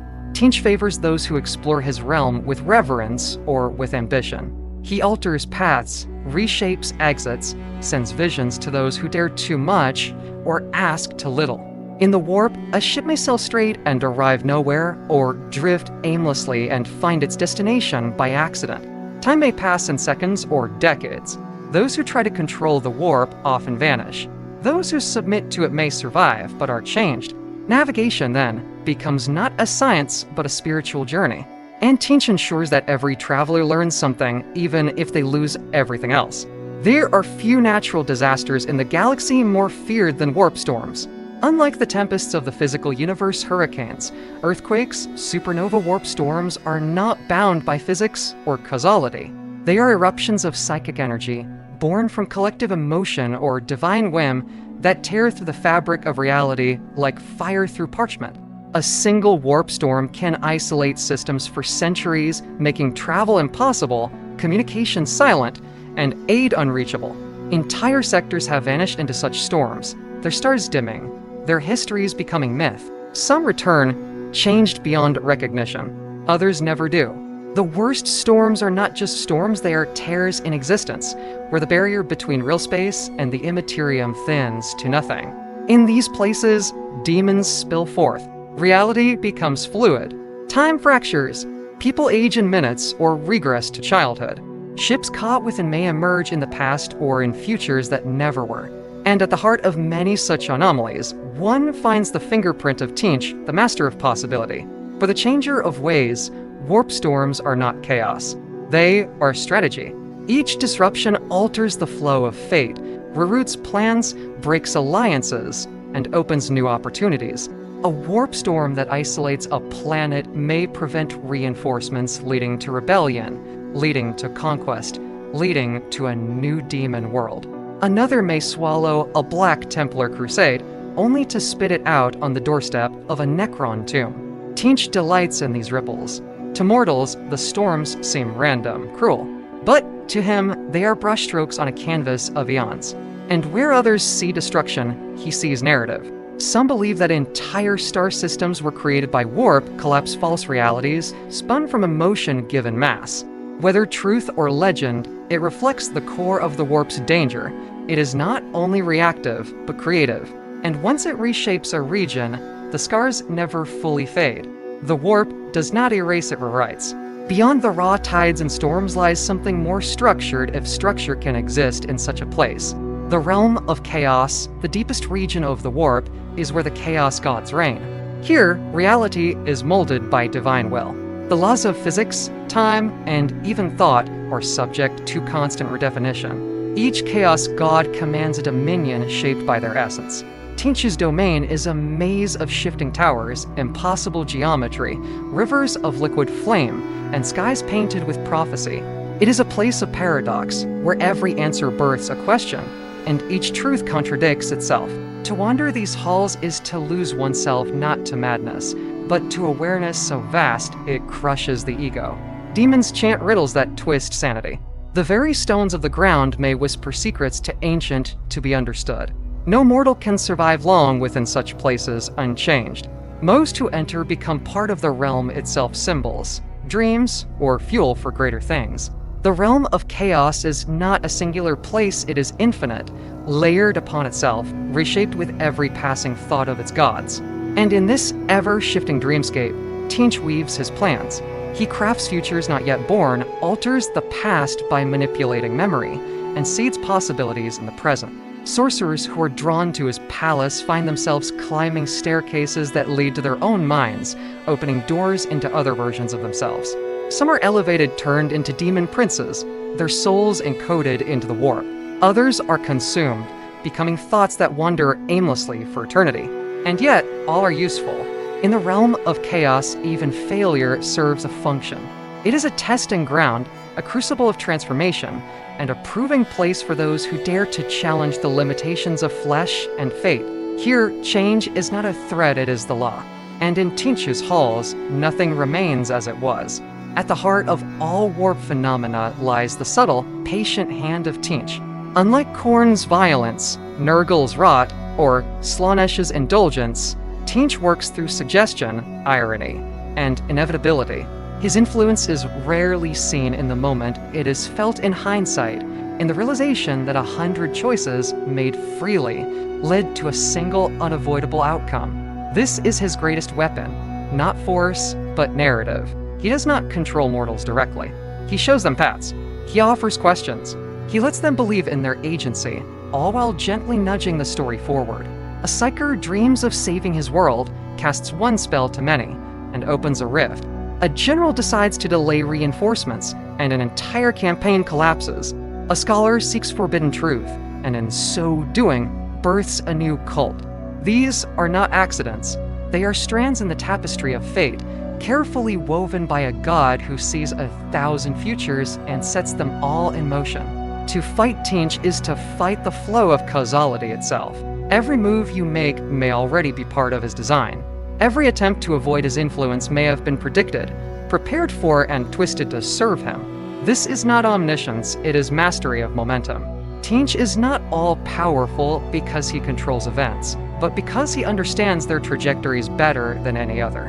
His realm is the warp, his weapon is change, and his doctrine is that nothing, not even the gods, should remain still.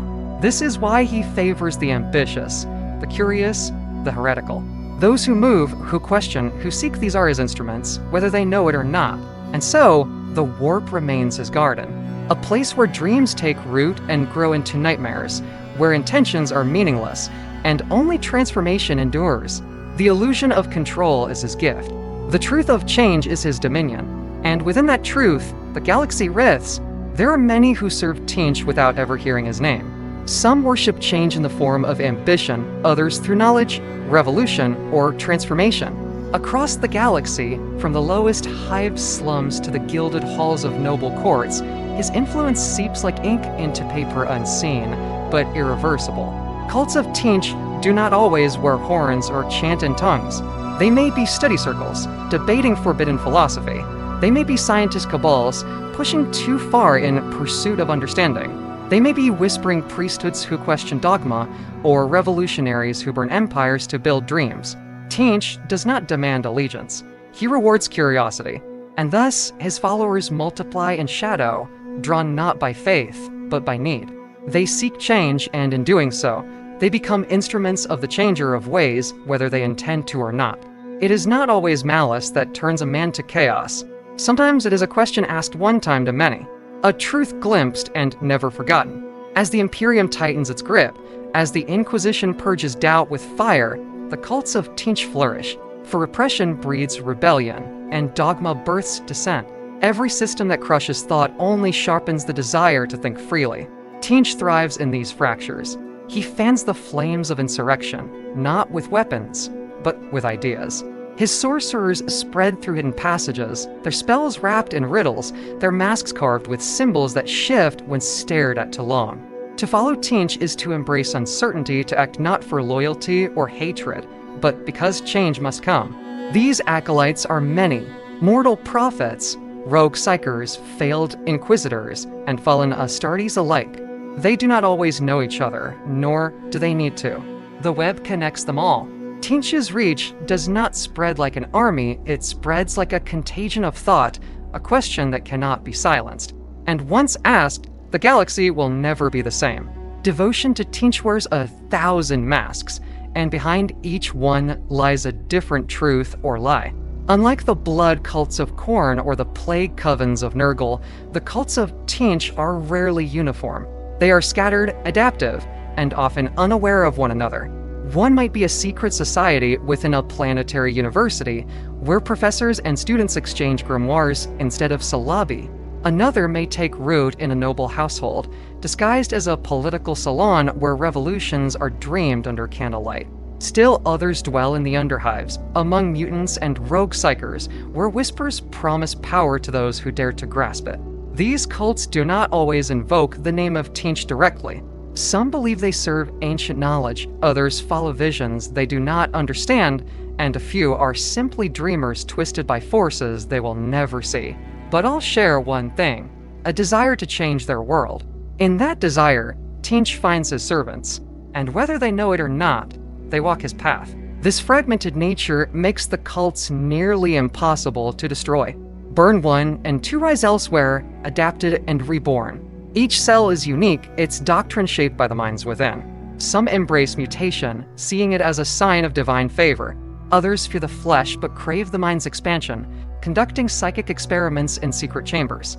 A few believe themselves chosen to rewrite the Imperium itself, not to destroy it, but to purify it through transformation. And in every case, Tzeentch allows them to believe they are in control. He feeds their dreams, reveals glimpses of possible futures, and lets them chase the illusions they craft themselves. Their rituals vary wildly. Some are grand pageants of color and flame. Others are silent meditations broken only by tears of ecstasy. There are no commandments in the worship of the changer of ways, only motion, only evolution. To stop is to die. And so, these acolytes keep moving, reshaping themselves and their surroundings, becoming more than what they were even if they do not know whose shadow they follow. In the web of Tzeentch's cults, prophets and seers are both sacred and expendable. These are the visionaries who claim to see beyond the veil, to receive dreams and signs from something vast and watching. They are oracles, madmen, poets, and manipulators. Some speak in riddles, others draw maps of fate from spilled entrails or patterns in fire. And some simply know with a certainty so absolute that entire cults rise around them. But in truth, few of these prophets understand what they serve. They are not leaders by choice, but by design. Tzeentch whispers through their dreams, wraps their minds in symbolism, and sets them loose like sparks in a forest. Some burn brightly for a time, gathering followers, founding new cults, launching insurrections, or reshaping entire worlds through philosophy and fire. But others falter, consumed by their own visions. For Tzeentch does not protect his seers, he uses them. Each prophecy spoken, each vision granted, is a move on a board that only he sees. Some prophets rise high, becoming revered figures whose names echo across star systems. Others are forgotten, their cults devoured by rival factions or by the very demons they tried to summon. And yet, all serve a purpose. A prophet's fall can spark paranoia in a planetary governor. A false vision can redirect an inquisitor toward ruin. Even a delusional heretic mumbling in the void can inspire a psyker to seek power and, in that seeking, unleash transformation. Tzeentch plays with prophets like an artist with pigments. They are not characters in his story. They are tools to shape the tale. And the prophets themselves often sense this, but cannot stop. They are addicted to revelation, to the feeling of knowing. Many begin with noble intentions, seeking to awaken minds or avert disaster. But all roads they walk lead into the same maze, and at its center, the eye of the changer watches. Not with malice, but with hunger. For each new insight breeds new chaos, and each step toward understanding deepens the spiral. Tzeentchian cults are not constructed like military units or religious congregations. They are living things, organisms that grow, split, mutate, and evolve. Their hierarchies are often circular or rhizomatic, where leaders may shift roles weekly, and doctrine is rewritten on a whim. Some cults exist entirely as networks of symbols and gestures, understood only by those who've undergone esoteric initiation rites. Others function more traditionally, with sorcerer priests and inner councils. But even in these, the power structures are fluid. Promotion may come through vision, betrayal, or mutation. The very act of questioning a superior may be seen as a sign of divine favor or the precursor to execution. It is this instability that makes Tzeentch's cults resilient. Their lack of fixed structure means they are hard to infiltrate, harder to destroy, and constantly adapting to external pressure. A single cell may collapse under the weight of imperial justice, but its fragments drift into other places, reassembling into new forms. The architecture of these cults also reflects the nature of their god. Buildings used as sanctuaries are often covered in shifting frescoes, their interiors rearranged by psychic force, their doors sometimes leading to other places or other states of being. Books of scripture are written in languages that change between readings. Rites performed one night may produce entirely different results the next. And all of this is accepted, even celebrated. Change is not only divine, it is expected. To resist it is to fall from grace. Tzeentch's followers learn early that dogma is a trap and stability is a lie. They thrive in uncertainty, and so their cults become breeding grounds for innovation and madness alike. Among their ranks are scientists, poets, heretics, and visionaries, all contributing to a doctrine that cannot be pinned down. For in every ritual, every gathering, every whispered prayer, the true cathedral is not stone or sigil, but the act of transformation itself. Few realize just how deep Tzeentch's influence runs within the Imperium. While the Inquisition purges with fire and suspicion, and the Adeptus Arbites guard against heresy, the cults of the Changer of Ways flourish in their blind spots. They wear the robes of administratum scribes, the armor of planetary defense forces, the silks of noble advisors. Some are entire networks within the ecclesiarchy, twisting doctrine from the inside. Others infiltrate the Scholastia Sicana, guiding the young and gifted toward ruin. The Imperium, with its labyrinthine bureaucracy and oceans of data, creates the perfect soil for corruption. In a system where no one sees the whole, Tzeentch plants contradictions, seeds rumors, and nurtures doubt. A single redacted report may derail an entire crusade. A misplaced sigil in a data stream might awaken dreams in a low-level scribe. The Imperium thinks in absolutes. Tzeentch thinks in layers. The cults that thrive within imperial institutions often operate under layers of deception. Their members may not even know they are part of a larger design. A clerk enacting a strange order may believe he serves a minor administrator. A psyker experimenting with forbidden techniques may think he discovered them alone, but Tzeentch connects these threads. He makes the map from their ignorance, and with each act of rebellion or curiosity, his influence grows. The Inquisition fears these cults more than demonic incursions, for while a demon can be banished, an idea cannot. Once a cult takes root in thought, it spreads like fire in dry scripture. And so, even as the Imperium fights its endless wars, the true battle is waged in shadow, in the books not read, the prayers misremembered, and the names whispered too often in silence. In these cracks, the Changer waits. Not all who serve Tzeentch are simple mortals. Among his most powerful acolytes walk the sorcerer's former psychers, scholars, and heretic Astartes who have embraced the warp not as a tool, but as a calling. These beings are not mere spellcasters.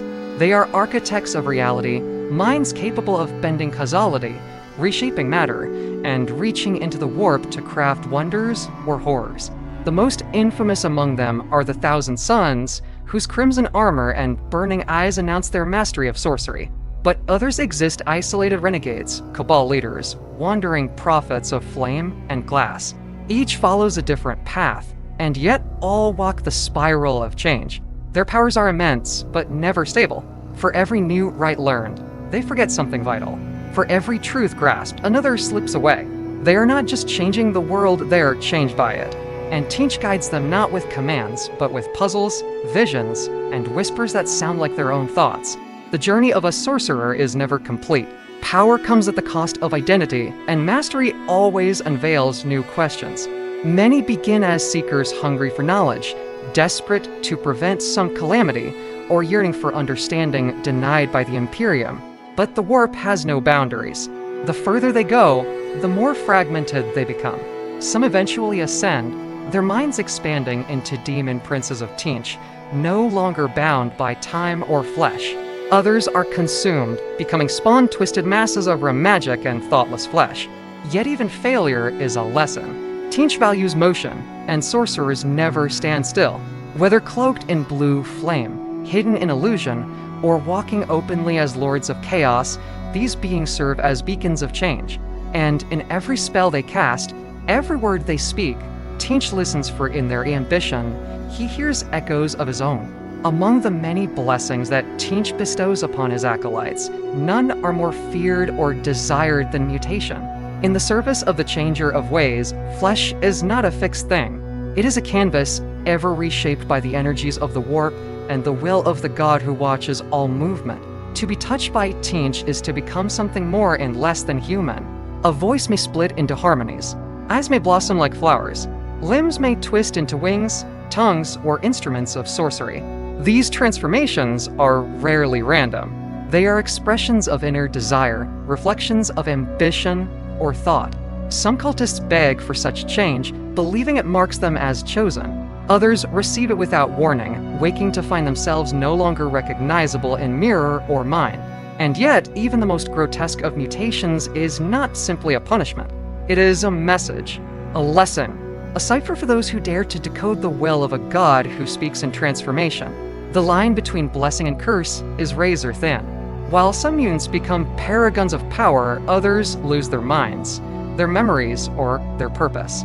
A sorcerer whose skin now radiates raw knowledge may forget the meaning of speech.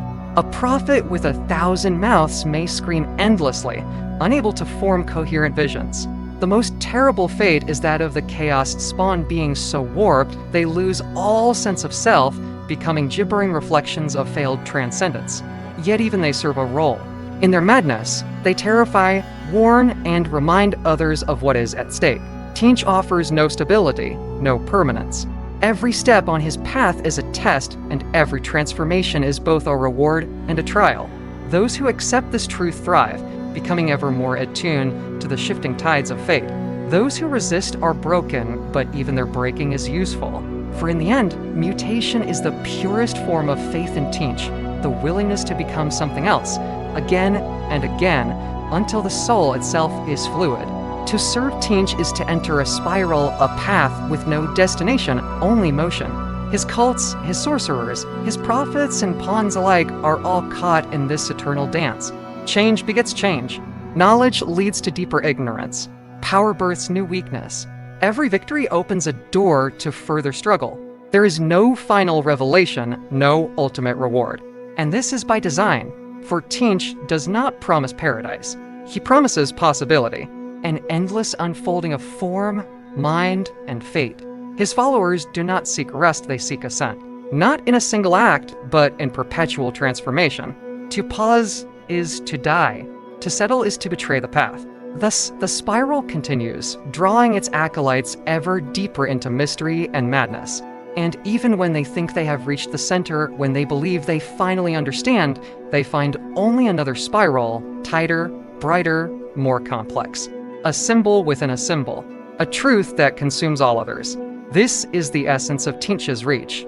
Not domination, but motion. Not control, but evolution. He spreads not through conquest, but through thought.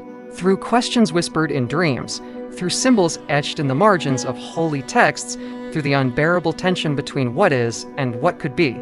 His acolytes, whether human or demon, free or enslaved, know this intimately. They live not by faith, but by hunger the need to change, to know, to become. And in every city where secrets are traded, in every world where laws are questioned, in every soul that dares to imagine that something more Tzeentch is already present. Watching, waiting, and smiling as the spiral turns once more. In a galaxy where God's feast on thought and time is a broken wheel, the question of the future is more than philosophical, it is dangerous. For most, the future is a line they walk, blind and stumbling. For Tzeentch, it is a lattice of potential, a web of endless branching paths, each thread vibrating with decisions not yet made. He sees what could be, not as a single vision, but as a storm of possible outcomes. Some are radiant, others horrific, but all are useful. This perception shapes his every act. He does not move through time, he sculpts it. For the Imperium, the future is survival. For the Eldar, it is a fading prophecy. For the Tyranids, it is consumption. But for Tzeentch, the future is the material with which he weaves his greatest art, the illusion of choice, the inevitability of change, and the transformation of all things. And so, as civilizations burn and new empires rise, one truth remains. The future belongs to the one who can shape it. Yet, in shaping the future, Tzeentch does not offer answers, only more questions. What lies beyond the final change? What happens when the galaxy is remade, again and again, until identity itself collapses? His followers chase these questions like moths circling a flame that always dances just out of reach. They glimpse futures where chaos reigns, where mortals ascend to godhood, where machines dream and gods fall. And yet, every vision only deepens the spiral. Because the future is not a destination, it is the mirror that reflects our hunger to evolve. Tzeentch does not care for end states. He cares for the motion between them. And in that motion, in that friction, something sacred is born, the eternal question. Not what is, but what might be. And so we look forward not with hope, nor fear, but with wonder. For in every moment that has not yet happened, Tzeentch is already there, smiling through the possibilities. Tzeentch's visions are not prophecies in the linear sense, they are possibilities, spinning endlessly like jeweled wheels inside the labyrinth of fate. To witness a future through his gaze is not to receive a map, but to be overwhelmed by potential. Psychers who touch the edge of his foresight speak of entire galaxies made of shifting glass, each shard a different outcome, each reflecting the choices not yet made. Some see worlds where the Imperium has fallen and the gods walk openly among mortals. Others glimpse a dawn where humanity rises beyond flesh, guided not by faith, but by reason, born from centuries of suffering. And still, others fall into spirals of recursive time, where events repeat endlessly with only the slightest changes, like a phrase spoken again and again, never quite the same. These are not lies, nor are they truths. They are maybes, soaked in the warp, shimmering with the attention of a god who never stops rewriting the script. To receive such a vision is to be changed. Even the strongest minds fracture when shown too many futures. A glimpse might drive a governor to madness, convincing him that rebellion is necessary or inevitable. A sorcerer might see a distant empire and spend lifetimes trying to shape it into being. And an inquisitor, peering too deeply into forbidden lore, might realize that their every purge has only accelerated the birth of what they sought to prevent. Tzeentch delights in these ironies. He does not grant visions to enlighten, but to provoke. Every possible future he reveals becomes an obsession, a choice, a poison. And because mortals are creatures of pattern, they act always thinking they are free, always walking into the roles he has prepared. The Thousand Sons know this pain. So do the cults who burn their own cities in the name of revolution. And somewhere in the warp's deeper currents, those futures still spin undecided, eternal, waiting for a hand to touch the wheel. From the distant vantage point of the warp, the Imperium is less an empire and more a slow, burning contradiction. It is a colossus built on stagnation, where change is feared, and knowledge is sealed behind vaults and dogma. Yet every edict it proclaims, every heresy it burns, feeds the very hunger it denies. Tzeentch sees the Imperium not as a wall, but as a dam one that strains under the pressure of millennia of suppressed evolution. His followers whisper not of conquest, but of collapse. They know that the future is not decided by wars alone, but by thoughts seeded like viruses. A single rogue adept in the administratum, disillusioned with the inefficiency of his order, may begin altering data, subtly shifting planetary tides, collapsing logistics chains. A minor priest, moved by a dream, might interpret scripture anew, and birth a cult that spreads through voxwaves and catacombs. Tzeentch does not tear the Imperium down. He allows it to decay in its own contradictions, then offers the scaffolding for something new. And what of the future born from this decay? Some visions speak of an Imperium remade not as a bastion of faith, but of reason. A society that embraces psychers, that maps the warp like a sea of equations and symbols. Other visions are darker, showing a fractured galaxy where petty warlords and demon princes claim dominion over the ruins, their banners soaked in prophecy and mutation. But in all outcomes, Tzeentch's laughter echoes. For it is not the destination that matters, it is the unraveling. The changer of ways sows ideas, and the Imperium, by its very nature, is unable to kill them all. Every librarian who wonders about the true nature of the warp, every inquisitor who questions the Emperor's silence, every child who dreams of a star not shown on maps, all are threads in his grand design. And when enough threads are pulled, even the mightiest tapestry comes undone not by fire, but by thought. Though much of the galaxy's focus rests on humanity, Tzeentch's reach extends far beyond the Imperium. Among the alien races, the Xenos, he finds fertile ground for alternative futures. The Eldar, with their deep psychic sensitivity and tragic awareness of what once was, offer a poignant lens through which Tzeentch shapes possibility. Their Farseers peer into futures, trying desperately to steer their dwindling species through extinction. But even their most precise predictions can become snares in his web. When they act to prevent disaster, they may instead fulfill it. When they abstain, hoping to avoid entanglement, they create the very conditions Tzeentch needs. The Eldari are not his servants, but they are his muses prove that foresight alone cannot guarantee salvation. And among the Drukhari and Harlequins, those who embrace illusion and perform divine theater, Tzeentch finds echoes of his own art. Masks within masks, truths cloaked in laughter, blades hidden in prophecy. Other Xenos serve the design in more subtle ways.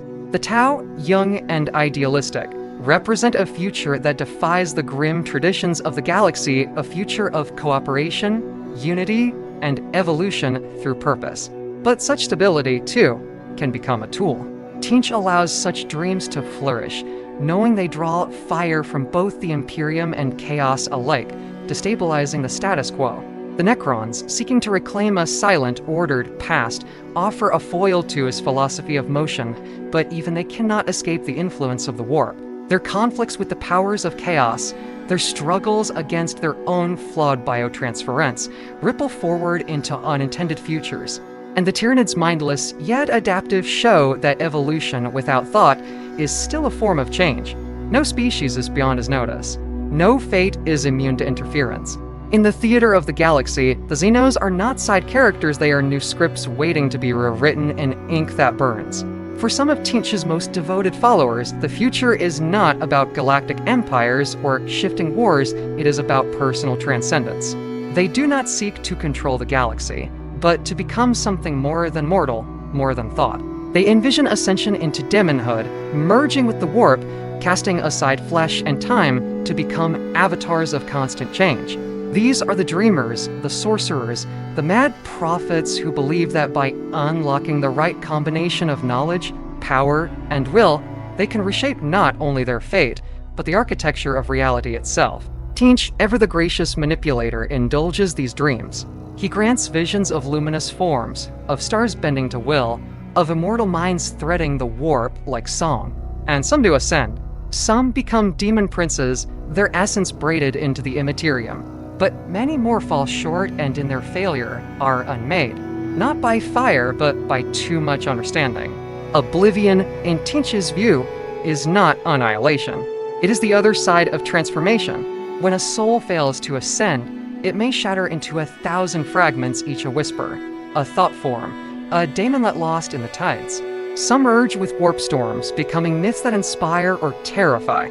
Others are bound into grimoires, living knowledge that speaks and screams.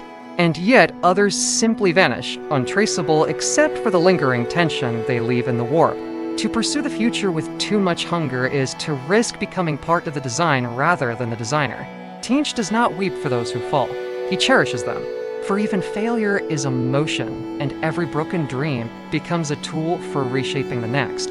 Thus, the line between ascension and oblivion is a thread stretched taut, and every step taken in pursuit of the future tightens it. The brave dance across it. The wise pretend not to see it. But all are bound to it. The final truth of Tzeentch's future is that it is a war, a ceaseless, patient, omnidirectional war against stagnation. His conflict is not with mortals or gods, but with the idea that anything might remain as it is. He abhors permanence, detests equilibrium, and wages battle against systems, beliefs, and realities that claim immutability. Whether it is the rigid dogma of the ecclesiarchy, the cold order of the Necrons, or even the melancholic resignation of the Eldar, Tzeentch moves to disrupt. He sends whispers into the cracks. He feeds the hungry thought. He shows what could be, and lets it fester until it must be acted upon. His wars are not always fought with blades. Sometimes they are fought in dreams, in scientific equations, in heretical doctrine, in songs that cannot be forgotten. And when these ideas take root, they grow like vines, choking the monuments of stasis until they collapse under their own weight. To call this war destructive misses the point. It is generative. From the rubble of fallen certainty, new possibilities sprout. The ruins of a burnt creed may shelter a new truth. The ashes of an empire may become the ink of a new scripture. Tzeentch does not demand allegiance, he demands movement. And in this, even his enemies serve him. Every imperial crackdown, every Ordo Hereticus purge, every Necron protocol that fails to execute becomes a victory for change. Because the moment something resists, it admits the possibility of resistance. And where there is possibility, there is the warp. Tzeentch's war is not one that ends. It is a function of reality itself, a cosmic entropy of certainty. In a galaxy where billions kneel before ancient statues and cling to old names, Tzeentch breathes through the cracks. And with every breath, something shifts. Tzeentch is not a god who demands temples. He does not hunger for blood or rot or ecstasy.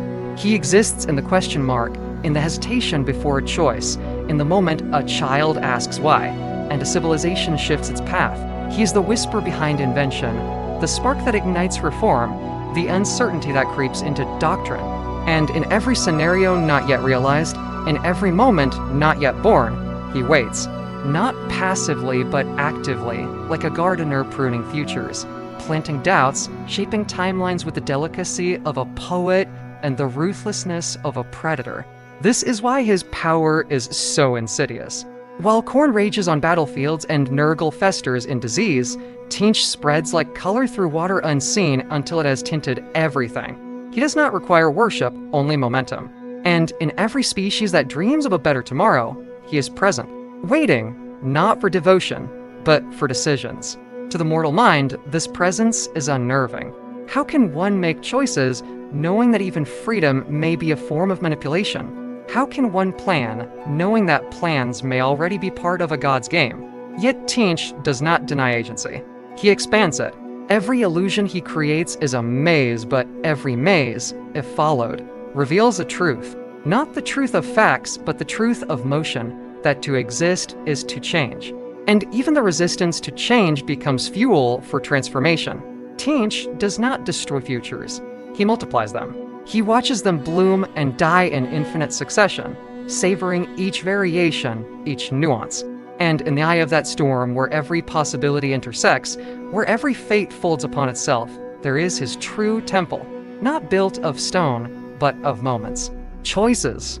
Futures not yet decided. For that is where he lives, not as a god watching from beyond, but as the breath within the choice itself. There is no end to Tzeentch.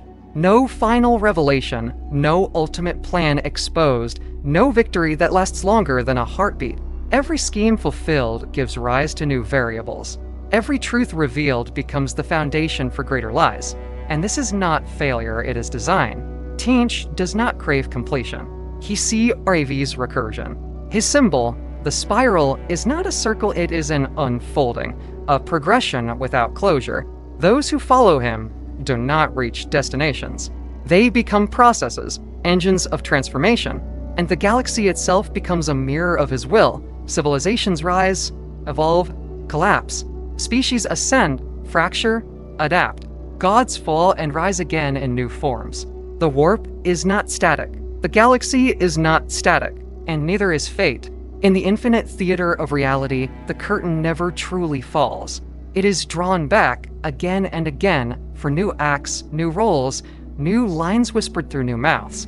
This is why Tzeentch is feared not because he burns worlds, but because he moves them. Because he teaches that nothing is sacred, nothing is permanent, and nothing is beyond the touch of change. Even hope, even despair, even the warp itself can be rewritten. And so his followers continue to dream, scheme, rebel, and ascend. They are not bound to a creed, but to a motion, a spiral without end. And as long as there are minds to question, eyes to look forward, and voices to speak, what if? Tzeentch will endure. In a galaxy that clings to past glory and fossilized truth, he is the flame that dances ahead, impossible to catch, always beckoning. And thus, as we close this chapter, remember, the future is not a path, it is a prism. And somewhere in that light, in every color and shadow, the changer of ways smiles and waits. In the great chronicle of the 41st millennium, where every star is a battlefield and every soul a stake in a game of cosmic ruin, few forces remain as elusive and omnipresent as Tzeentch.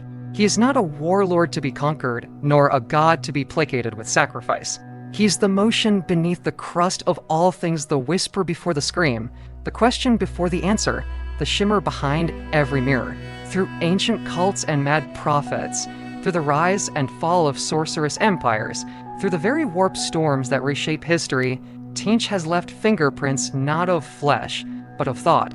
And as this tale unfurls, spiraling from the sea of souls to the throne rooms of demon princes, one truth emerges. The future is not fixed. It never was. It bends, twists, evolves, and Tzeentch is both its master and its mirror. For those who dwell now in the age of the Imperium, where the galaxy groans beneath its own decay, this lesson is more than myth. It is a warning. The worship of stasis, the sanctification of the past, the dogmatic refusal to change, all feed the hunger of the very God they seek to deny. Every time a heretic dreams of liberation, every time a psyker dares to open their mind, every time a servant of the Emperor questions their own orders, Tzeentch smiles. because he does not need armies. He needs only ideas. And in a universe built on conflict, where even gods can die and stars can fall, the changer of ways remains undefeated not by strength, but by patience. His is the spiral that never ends, the flame that never dies. And as long as there is thought, as long as there is doubt, Tzeentch shall endure watching, waiting, becoming. Subscribe to this channel for more stories from the past that shape the present. In the grim darkness of the far future, even the gods are made of ideas.